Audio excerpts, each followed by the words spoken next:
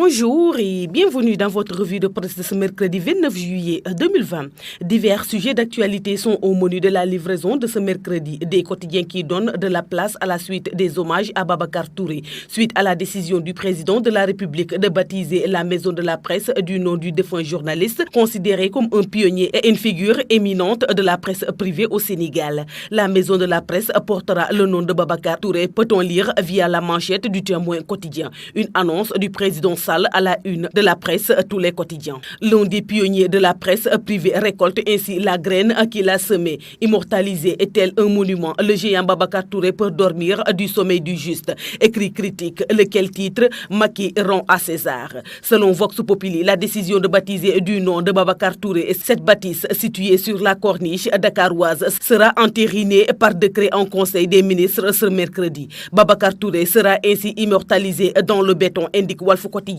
Il rappelle que certains avaient émis l'idée de rendre hommage à Sidi Lamine Niasse en baptisant la maison de la presse en son nom. Idem pour Alpha Sall, ancien secrétaire général du SYNPIS, le syndicat des professionnels de l'information et de la communication du Sénégal. Tribune, L'As, Enquête, entre autres quotidiens reviennent également sur l'annonce présidentielle, de même que Le Soleil. La maison de la presse portera le nom de Babacar Touré. Le Soleil, de sa part, note que cette décision est pour honorer la mémoire de ce pionnier de la presse privée, dont l'aura dépassé la frontière du Sénégal, selon le journal Le Quotidien. Le grand baobab du Sahel s'affaisse en ce début d'hivernage. De l'océan Indien au rivage du Sahara, l'Afrique est unanime pour saluer la mémoire de fidélité et d'intégrité de Babacar Touré. Conforme au Sud Quotidien, quotidien du groupe de presse dont il est le fondateur. Une fois passé l'émotion et les hommages à Babacar Touré, les journaux reviennent d'une certaine manière à leur quotidien premier, avec par exemple Tribune qui évoque l'approche de la Tabaski et les risques que les déplacements liés à cette grande fête musulmane engendrent en termes de propagation de la Covid-19 à travers le pays. Virage de tous les dangers affiche ce journal, selon lequel le pire est à craindre avec la célébration de la Tabaski vendredi. Beaucoup de Sénégalais devront se déplacer à l'intérieur du pays pour retrouver leur famille malgré les risques en cours.